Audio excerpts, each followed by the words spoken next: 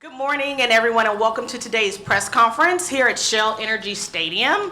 I'm Ashley Klinkscale, the Vice President of Communications and Public Relations for the Houston Dynamo Football Club. And on behalf of us, it's my pleasure to extend a warm welcome to you all here today. Thank you for coming out for our very, very special announcement. I will now hand it over to our President of Business Operations, Jessica O'Neill. Good morning. It is an especially good morning to see you all today, especially because we were supposed to be here last Monday, and obviously the city was in the process of being hit by Hurricane Beryl, which I do just want to acknowledge everybody who worked hard to get the city back up and running. It's been a long week, but we are here. We are in air conditioning. The traffic lights are moving, and we're playing football, soccer, depending on who you speak to. So it's fantastic. It's great to see so many familiar faces in the audience. To the media that have been here, especially during a busy week, thank you for making time to join us today on short notice. To our supporter leadership, which we have both from the Dash and Dynamo, thank you all. You are the heartbeat and the lifeblood of what we do out in the stands. We're glad you could be here for such an important occasion. To our partners, we have our partners from Shell Energy, Chevron, Silver Eagle, many groups today that were able to join us. Thank you for making time. A lot of our leadership of our club. It's going to be a great occasion, and I will turn it back over so that we can hear a little bit more about why we're here today. But again, thank you for making time to join us. First of many exciting things on the horizon for the club.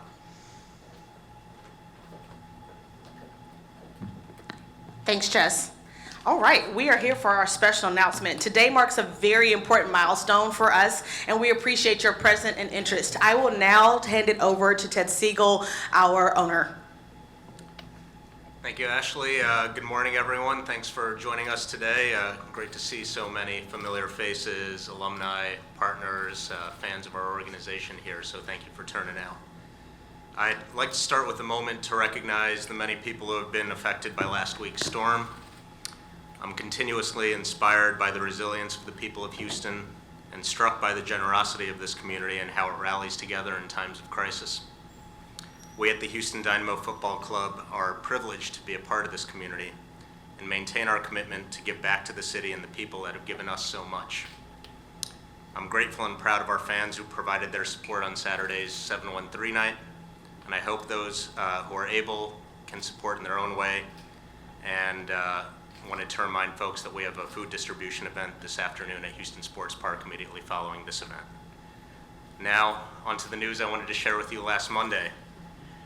The phrase has become cliche, but the person sitting with us here today needs no introduction, but I'll give one anyway, because it would be a disservice to gloss over his myriad accomplishments.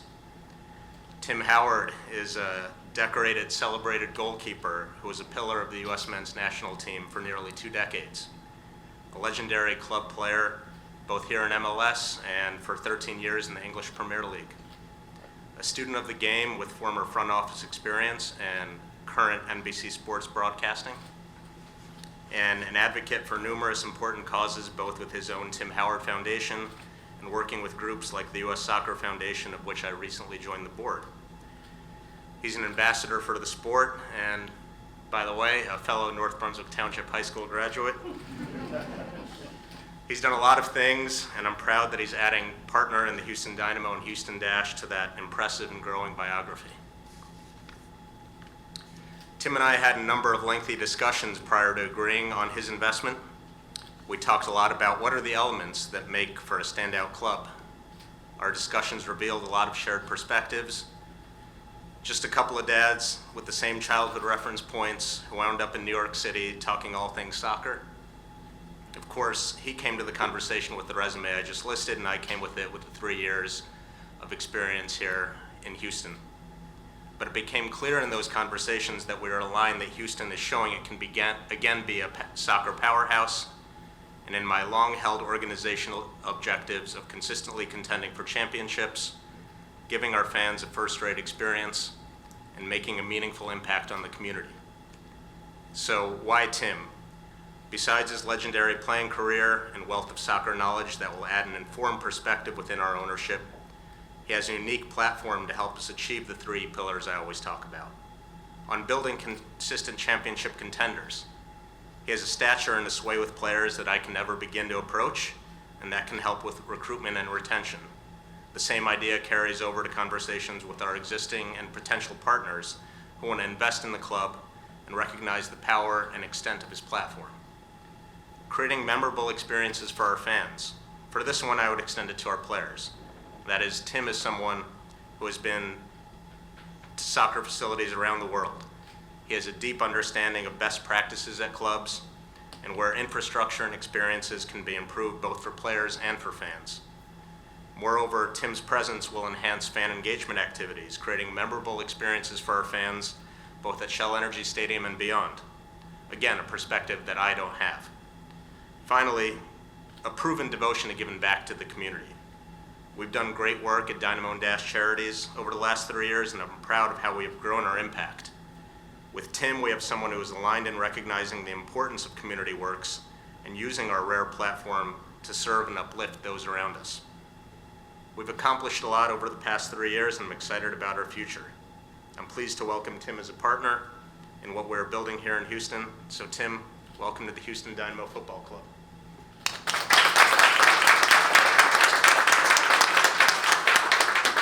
Thank you all. Thank you, Ted. This is, as you mentioned, a proud day.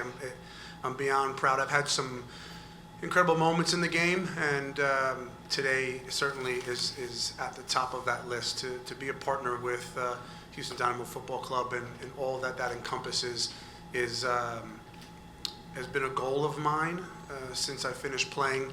Look, I've had friends who I've played with who I now call brothers and family, and all they could do is tell me how great Houston is. And I've got my butt kicked here a few times, so it's good to finally join the winning team. It really is. And look, I've taken a lot from this game in the last, well, forever really, but as a professional for 25 years, I took a lot. And yes, I gave my blood, sweat, and tears to it, but it's important that I give back. And I know that sounds philanthropic, and that there's a part of that.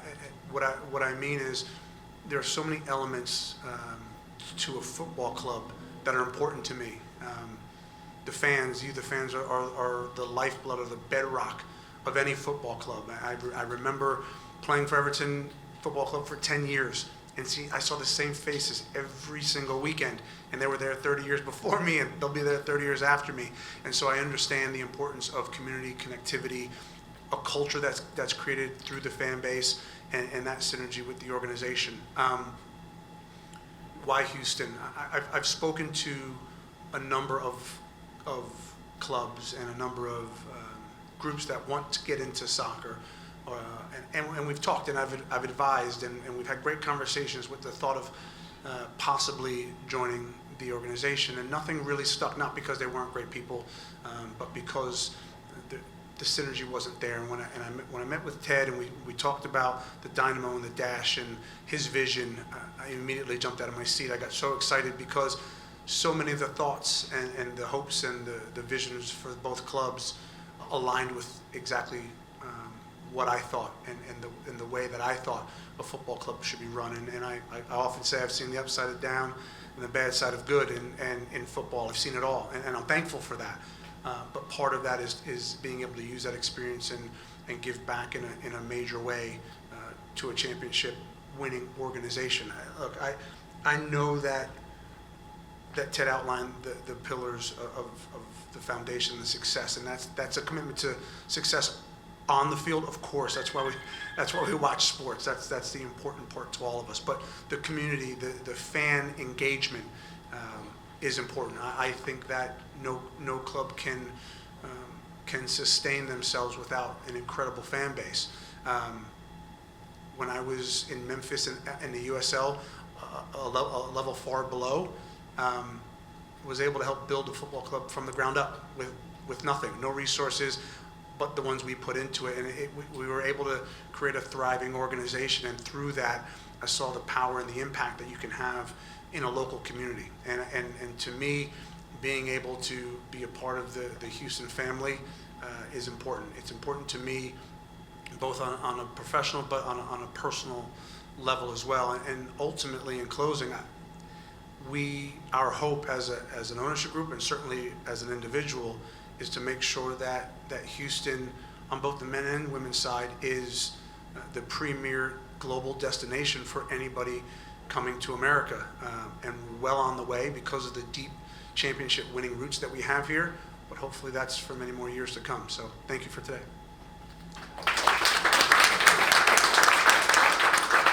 Thank you both, Ted and Tim. We will now open up for questions from media in the audience. In the front, John B's going to bring you the mic behind you. Hey, good morning. Josh Spencer with Texan Army, one of the supporters groups. So before I get to my question, I also just want to point out there's another connection that Tim has with Houston. In 2003, he was getting one of his first starts with the U.S. national team against Mexico in what is now NRG Center, and Manchester United sent one of their scouts to watch that match, and it was shortly thereafter that he got the call to jump abroad to Manchester United and eventually went to Everton. So he has some connections to Houston as well. I was at that match. I distinctly remember. Well, it's a great memory because I remember everything, and I forgot about that. An amazing day, for sure. So I guess the first question is, how often can we expect to go and see you here, not only at the stadium, but also in Houston? And secondly, when I was watching the Euros and the Copa America final over the weekend, I continually got the same response that I always get is, we have a huge soccer community here in Houston. Oh, I support this team, this team, this team. How about the Dynamo? Never been to a match. So my question is also, what do you think you can do in order to convert some of these football fans that already exist in Houston into becoming Dynamo fans? Brilliant start to the Q&A. I mean, I'm smiling because I'm thinking of the greatest rivalry in the world, USA-Mexico. What an incredible game. Yeah, it kickstarted my European career as well. How often can you see me? I love football. I ooze it. I want to be around it. I want to be around the game. I've already got my phone ringing off the hook about people wanting to come and watch the Dynamo and the Dash. Again, with the proximity of so many games, both on the men and women's side, I'll be at a lot of games. Whether that's here in Houston, hopefully as often as I can, but certainly around the country, watching our teams and doing business for our teams in those markets. But yeah, the plan is to be here and to be present. And I've told the players that as well. Like, I'm going to be as present as I can, both through my phone and in person, and to help in any way I can. That's not empty. I continue to say, people say it all the time, I'm a phone call away, and I'm happy to talk football. I love it. I like to analyze it. I like to figure out what works, what doesn't on the business side, on the field. The last part of your question is the most amazing question you could have ever asked. It's something that Ted and I talked about 10 days ago in New York. It's something that I have very high-level conversations with some really intellectual, intelligent people in the game of football. Across the board in America, we have to do better, because I see that. I see that when I played in Denver. I see it in my home market in New York, New Jersey. That's a real thing. That's a real factor. There are football fans amongst us who haven't been to a game. I get it. I see that. I don't have the answer for you right this second. What I will tell you is, there's priorities 1 and 1A. That's one on my football checklist. Before today, I've had these conversations constantly. I ran the team in Memphis. Same issue. There are soccer fans there that would prefer to stay in the pub and watch Manchester United versus Chelsea, but won't come to our game. That is an American soccer problem that I truly believe will get solved. That's not pie in the sky. That's something we can solve. Look, ultimately, it's about community connectivity and offering a safe place, a place where people feel welcome and wanted and appreciated across the board at a very high level. So again, I never ever like to dodge questions. I never will. But I can tell you that's why I love the question, because it's something that I spend a lot of hours on, even in my regular daily life, having coffee or having a beer, because it's something that is, I've been kicking a soccer ball in America for a very long time, since probably 1986. And it's something that's kind of haunted us for a long time. So we're on it. I can assure you that. Okay, one question right here, and then I'll come to you. George Sapone from Dynamo Fan TV. Tim, welcome to Houston. A question, what can the fans expect from you and Ted Segal going forward with this ownership? hopefully a progressive thought process and plan of action that we can put in place. Certainly Ted and the group have done that since they've taken over the organizations. But look, I think when it comes to running and operating a football club, everything needs to be on the table. Every voice needs to be heard. Players' complaints, likes and dislikes. Fans' complaints, likes and dislikes. How do we get more sponsors through the door? There's, it's a broad spectrum. I've mentioned to our team at HQ in every single way possible to use me in terms of boots on the ground. I have a lot of connections in the game that, as I mentioned, my phone's ringing off the hook because now Houston is something they're interested in, right? And for me, it's important to leverage as many of those relationships and build a perennial contender that wins on both the men's and women's side. That's ultimately why we're in the game, is to win. You don't have a divine right to win. Losing hurts, but ultimately the idea is to put a competitive team. Because I think when you look at football across the board, for me, all fans want is a competitive team that have the opportunity to win. No one wins every game, except Arsenal back in 2003. I did save a penalty, and we missed one, but that's for another day. Most teams don't win all the time, and what fans want more than anything is a commitment from their group, an idea that we have the right path to winning, even if it doesn't happen every week, and that's something that I'm committed to from my end. And again, it's day one on the job. Well, it's not. It's officially day one. I was doing some work behind the scenes for the Dash last week in terms of a player, but that's, again, there is nothing that I'm not willing to lift on. So Ted can speak to his part of it, but for me, again, whether that's the fans, the players, or the front office, I'm in. Yeah, I think just in the process of getting to Tim within our ownership, it was a very constructive dialogue, and I think we're going to maintain and expand on that, so it's going to be very collaborative. I think from my perspective, why do you ever bring on an additional partner? I don't have to, but there has to be a good reason to do it. And so I think I would distill it into perspective and platform, right? Tim brings a perspective that I don't have, and so that we now have within our ownership. His perspective from seeing the game of soccer for the last 25 years around the world. What are the best things that you can do for the player, for the fan, for our infrastructure, for amplifying the game, and that's the platform part of it, right? Again, I'm a fairly mild-mannered guy who flies under the radar. Tim is on NBC Sports every weekend, in your kitchen or in your living room, and has the ability to elevate our teams, our brand, globally in a way that I can never imagine. So again, it's beneficial to our organization to have his perspective and his platform. Thank you. Chris? Hi, Tim. My name is Chris Caters, ASN Sports TV. Welcome to Houston, the land of everything. We're excited to have you here. Well, your accolades are enormous. You've played in everything, the World Cup. You've played at Manchester United, one of the best clubs in the world. I know that, right?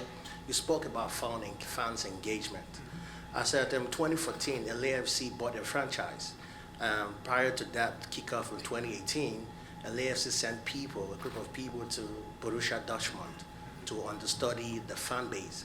And that's where they created the 3252. And you can tell that today the LAFC fan base 3252 is one of the biggest fan bases in the United States. So what strategy, and you with your experience and what you've gotten with your experience, like how can you leverage your experience to try to bring that kind of energy to the stadium? Because if you go to Houston and the parks every weekend, it's full with people playing soccer. Correct. People love soccer here. They love it. So what strategy or what model are you going to emulate to try and convert this already soccer-loving people to become fans of Houston Dynamo? Yeah, another great question. Where are you from? Originally? Nigeria. Of course you are. Yeah, of course. I played with 3 world-class Nigerians. The captain, Joseph Yobo, a captain of Nigeria, and he had family here in Houston, so I know it's a proud community. Our very similar to the first question, our parks are filled. They are. Our parks and our streets and our pubs and restaurants are filled with soccer fans, not just in Houston, across this country. And it's an enormous challenge. How do we do that? We have to not only make the game day experience financially affordable, sustainable, safe, all of the things that go in, all of the buzzwords that go into that within the stadium, but it's also getting into those communities and pinpointing certain groups. It's as simple as whether that be football clubs, whether that be local businesses. It's important that we turn them over and convert them into Dynamo and Dash fans. That doesn't happen overnight. Football fans are stubborn. They are, and that's what makes them great. It is truly what makes them great. And as I said, what LAFC did is an incredible marker that they laid down, because I've played there. I've seen it. I've witnessed it. In fact, one of my favorite tattoo artists that I just saw out in LA recently, and I got tattooed by, he's one of the original founders of their supporters group, and he raves about it. So maybe the answer is I'll speak more to him, and I'll get the secrets, because he'd be happy. While he's torturing me for hours, I can get those secrets. But no, I mean that honestly. Part of my job is to, as Ted mentioned, best practices, to travel, to use my connections and my relationships to leverage and figure out what are people doing to pack out their supporters groups and have those conversations. And again, Atlanta's doing a very similar thing.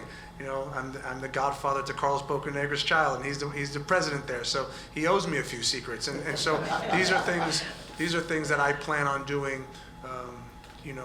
On a business front, wearing the Houston hat, is to go into those markets and have those tough conversations and find out what we can do to be even better.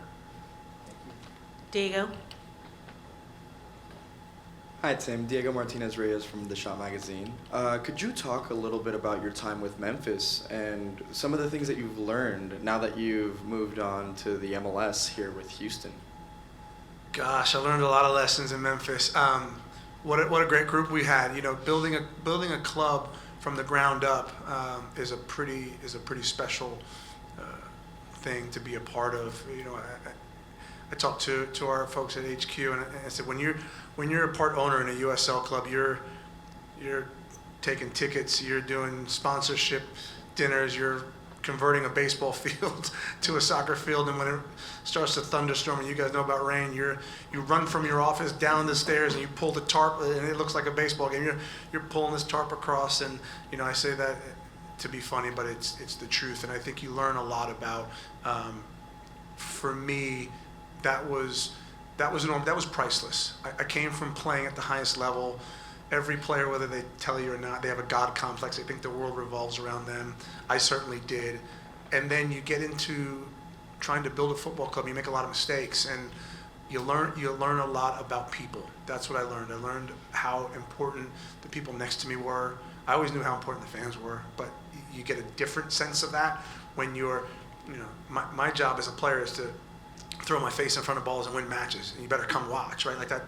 That's normal. But when you're on the other side of it, it's really getting down to the nitty gritty about what it is a fan wants from their experience. Trying to be adaptable on the fly when it comes to fan engagement, when it comes to dealing with agents. So the greatest thing I could have done was humble myself and figure out I didn't know it all. I knew almost all about playing. I didn't know much about the other side of it, and I got a crash course in how to run an organization, both on the good and the bad. But again, it's about the people. It's about relationships and understanding that there's a common struggle, that we're not always going to get along, that we're not always going to see eye to eye. But ultimately, the fans want exactly what the ownership wants, and ownership wants exactly what the players want. And there's this complete triangle that becomes a family, and if you can figure that out, then you're well on your way. And so for me, it was about people and about relationships, and you build it brick by brick. Thank you. Rudy? Hello, Tim. Welcome to Houston. Rudy Segura with Bayou City Soccer. Curious about your relationship with Ben Olsen and just maybe the current status of the Dynamo. Ben and I go way back. I always say, if you want dirt on him, just give me a holler. I went to He was actually a really good player. I know you guys are thinking, that guy was a good player. He was good. 2000, we went to the Olympics together. 2006, we went to the World Cup in Germany. Played against him a bunch. And unfortunately, he was ravaged with injuries at the end. But what a player, what a guy. And I've just known him for forever. And, someone who, what I love about, you asked me the question about learning how to run an organization in Memphis. And, Ben got thrown into the coaching world when he wasn't ready. He'll tell you that, they needed a coach, and he was it. He was Mr. DC. And so he learned so much through the tough times and what it was like to be in an organization that obviously had tons of success, but, at the beginning, he struggled, and he's learned a lot. He has a real good way with the players. I think Ben, Ted and I were talking today, the greatest thing about Ben is I've known him for 25 years, and he's the same. He's exactly the same. Good days, bad days. He never shirks his responsibilities. He's always going to let you know how he's feeling, what's important, and that resonates with the players, and you can see that. And he's adaptable as a coach, and that's important. And obviously, the run, I think, the run that the Dynamo have been on is a good one. They've been resilient. You can see that. You can see that they've been tested. I talked to our folks at HQ about these are the dog days of summer. No other league in the world has to deal with this, but it's our reality, and it makes or breaks teams. And when I stand in front of the team today, I see a team that's energized, that's also bolstered by the fact that there's a new signing in the building, and I talked about it. It's incredible. I wish some of you could feel what it's like to be in a dressing room and to have rumors swirling about a new player coming in, and then they get signed. And even as a senior player, I was captain of the Colorado Rapids from 2016 to 2019, had a good start to my career there. Then we had some tough days, and I can remember every time the transfer window opened, we were like giddy little kids on Christmas morning, because we're like, this guy's going to change our fortunes. And whether that, I think it will, but whether that is the truth or not, it gives everybody this lift and this euphoria that we can then kick on from here. And so the team looks like it's in a really good place. And so obviously this was my first time physically being around them, but there'll be more of that to come. Thanks. Luis?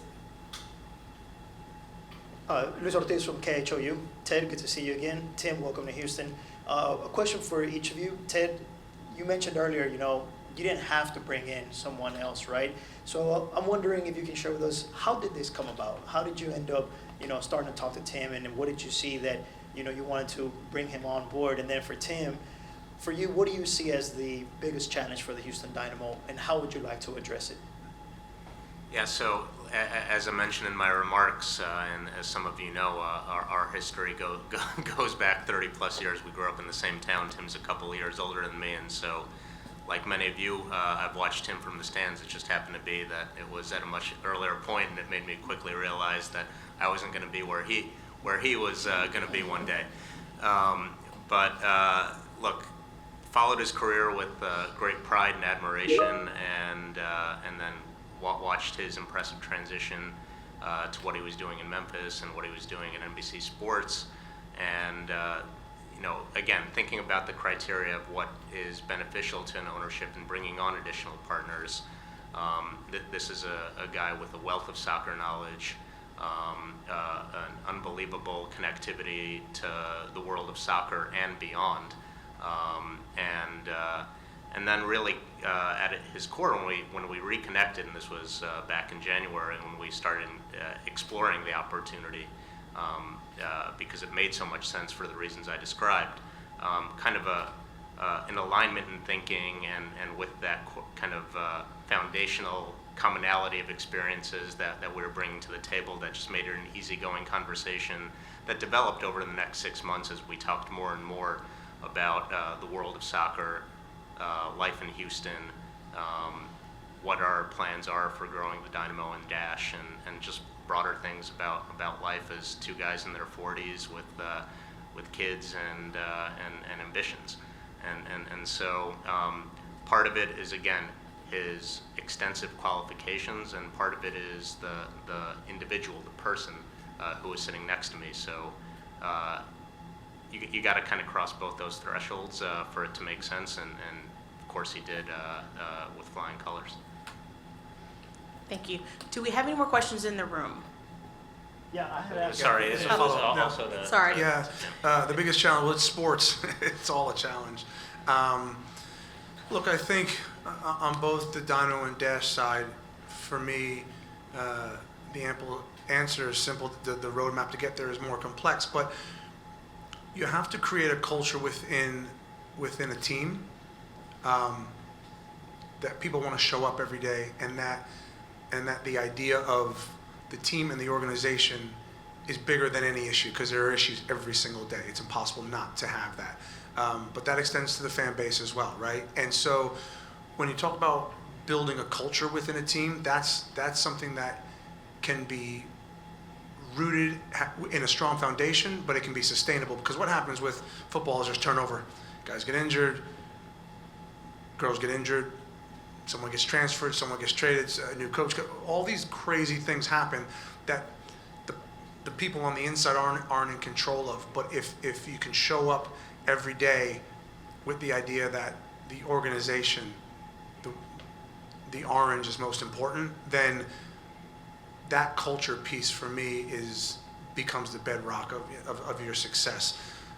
How do I help build that? Well, again, best practices, trying to align myself and be somewhat of a bridge between, as Ted talked about, the players and the front office staff and the fans, being able to absorb so many of the concerns of all of those parties involved. Look, when it comes to football, I'm non-risk averse. I think you make the best decisions, you stick with those, and see what happens. And if you fail, then you figure it out from there. Like I'm not someone who holds on to the reins and pulls back. I think in football particularly, you've got to go full speed ahead. And so, look, I think the challenge is to continue to build culture. Not that we don't have it.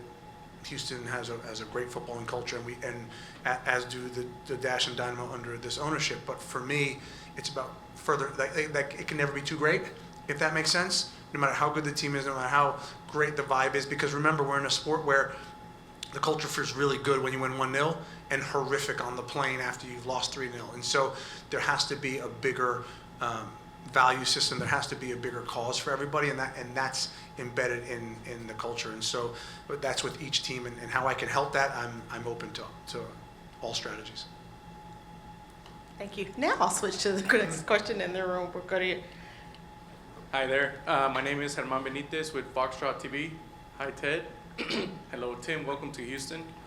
It's been reported that your purchase of the stake in the club is higher than the current valuation. To me, that signifies a long-term approach, investment. During your initial evaluation of the club, the short week that you've had, what has stood out as something positive, and what's something that you can immediately see and focus, we must fix this in the long term? Thank you. Done your homework, thank you. Yeah, look, this is absolutely, it's a long-term process. I've mentioned before about groups that I've talked to and why I didn't make the jump and join those organizations. It's because of the reason why I joined here, talking to Ted and the group. There's a vision plan for these clubs, and it's long term, and that's I don't fly by the seat of my pants. I wanna be involved in an organization that feels like family. I mentioned the players, the friends that I've played with who have been a part of the Houston Dynamo and Dash. I obviously I haven't played on the women's game, but I know a few of the women who have been through Houston, and they rave about their life here, their experience here, their footballing life, and what that meant to them. And so, for me, that was why, when you talk about the current valuation, this is long term. I'm in it for the long haul, to be present here for many, many years. What could get I mean, you could probably tell me what needs fixing. I've been here 12 hours, but look, I think that the vision plan for the stadium and the training ground and of course our HQ and the Dynamo buying up parts of the city and the Dash buying up parts of the city so that we can make it our own and that this is a footballing city. I think that's the challenge, but also the fun part of this. I know all about the Texans and the Rockets and the Astros, and they're phenomenal. But this is a football town. This is a footballing town, and I think that that will continue to be our biggest challenge. Again, we talk about all these challenges that are here in Houston, and we've mentioned about putting butts in seats and what's our biggest challenge. That's soccer in America. That's the challenge for all of us. But that's not important to me. What's important to me is Houston and how we continue to charge forward. So making people recognize the Dash and the Dynamo in the city is number one for me. And again, that you say what can be fixed. Nothing can get fixed today.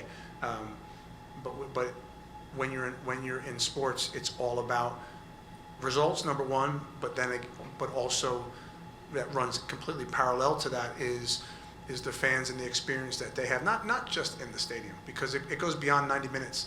You all aren't fans for 90 minutes on one day a week. You're fans for life. It runs your life. I know. I'm a fan as well, and it runs my life. And so, that experience has to be different than anything else. I think we have one in the back. Okay, then we'll go to Zoom. We saw kind of what happened when David Beckham stepped into Miami and kind of the figure and the role of being an ex-player. How big is it to have somebody like Pat already as an ex-player and now Tim, which I can already imagine how those keeper conversations are going to go. But how big is that? Because you mentioned it early about bringing players and kind of what that does to a team.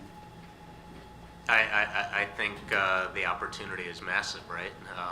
First of all, you touched on it. I think we have, prior to Tim coming in, an outstanding organization in terms of player identification, recruitment, and that's something that a lot of credit has to go to Pat and Asher for building out, because it was non-existent when I came here 3 years ago. And I think the results on the pitch speak for themselves, and nobody's going to bat 1,000, but I think they've done a phenomenal job, and the proof is in our results over the last couple of years, where they've had real control over how to constitute our roster. So first of all, let's give existing credit, but then to supercharge it with somebody like Tim, and to enhance those recruitment efforts, so it's not just me trying to speak my broken Spanish on a Zoom with Hector and his family, which I had to do a couple times, and I'm proud to do, and I will do at any time if it's an enhancement in our recruiting efforts. But then and I saw it at the training facility today, the respect, sometimes reverence, that these players on the Dynamo and Dash side have for a legendary player like Tim. It carries a different weight. It carries a different sort of resonance with the players, our existing ones, and probably ones that we'll be recruiting. So to the extent that Tim is willing and able, and it's helpful to help bring on new players, I think it's going to be invigorating to those processes, which are already proving to be so successful based on ID and data, and getting successful players over to the finish line. Awesome. I think we have time for one more question in the room, and then we'll go to 2 on Zoom and wrap. Lisa, go ahead. Hey, Tim, welcome to Houston. Having said that, how involved or how outspoken do you expect to be in the decision-making going forward as far as Dynamo, as far as the Dash, not being afraid to pick up the phone and talk to Ted Segal? Well, I'm not afraid to talk to Ted. Ted's not afraid to talk to me. Look, for me, I've always been, I talked before, always been about relationship building and connectivity, and I think you need that in an organization. How involved will I be? Heavily involved. I think first and foremost, I want to get up to speed with the critical members in the football club, both on the men's and women's side, in both groups, and front office and players, and be able to translate that in a real way to Ted, who obviously has his finger on the pulse of everything and understands what needs doing, but just another set of eyes and ears, so we can toss around ideas and figure out what makes the most sense. So, my involvement is high. I think it will continue to ramp up as we move forward. Of course, once you get comfortable in a position, and here's the other thing: we're talking about people, and it's all nice and well that I've done a lot of things in the game, but people ultimately have to get comfortable with me as a person on a daily basis, on a level where they can pick up the phone and just talk, that I don't have agendas, that I actually care. I mean, that's the most important thing.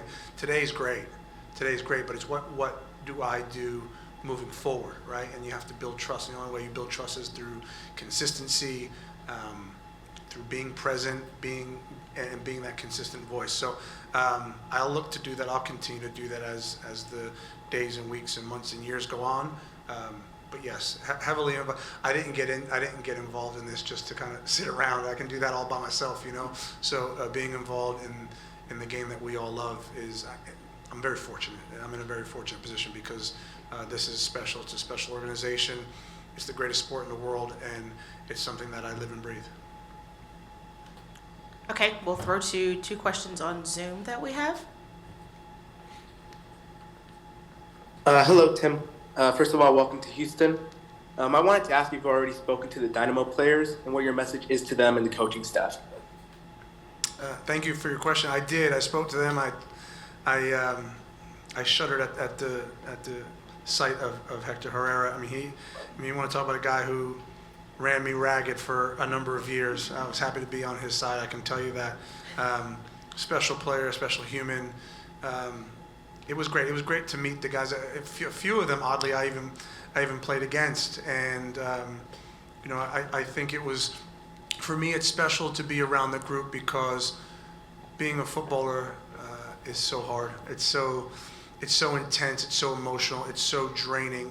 It's special, but I almost envy them because to be in their shoes and to be living that dream every single day. Trying to become great and chase greatness is not something that's afforded to all of us. So it's a good group. It's a really good group led by Ben and Pat and Asher. And I just think it's from the outside looking in, understanding what a good team looks like and feels like, it's special to be a part of this group. Thank you, Juan. We're going to throw to Dustin on Zoom. Hey, Tim. Welcome to Houston. Hey, I just wanted to ask you about the Dash. I know you have a daughter that's now playing college soccer. There seems to be this renaissance of women's sports, right, in the U.S., and the Dash have kind of been a sleeping giant, it feels like, for so long. Just what do you see as the growth for this club here in Houston, especially on the women's side? Yeah, it's a great question. I think I'm so invested in women's sports in general, but having a daughter play the game at a high level, dreaming of, trust me, I had some interesting conversations with her regarding the Dash, and I said that's not exactly how it works, but yes, listen, it would be her dream to live and play in Houston. So I think the great thing that we've seen in the NWSL is how quickly growth and turnaround can happen within organizations, and that's exciting. And we probably saw that with Gotham very recently, their ability to change things around very quickly.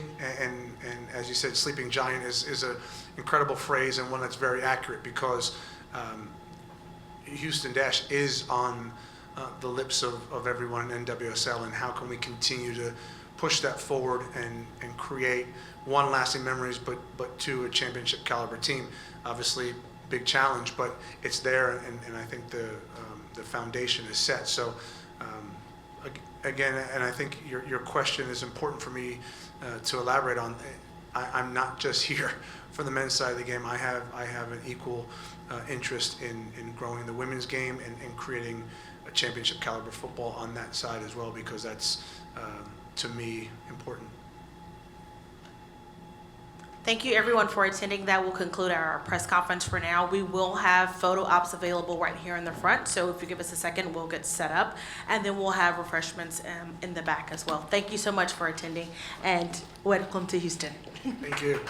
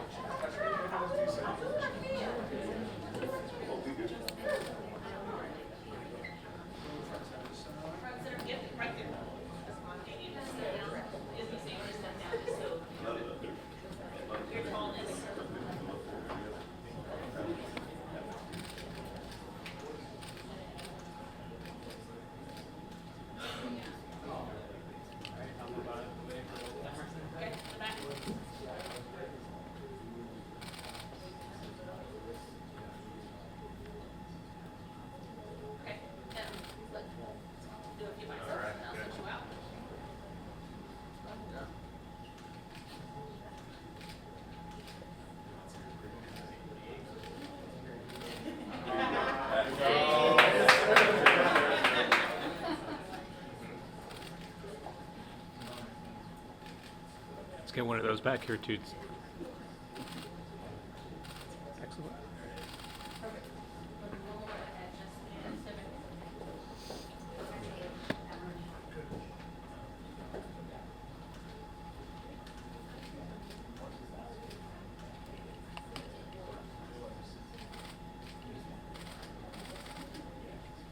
Awesome.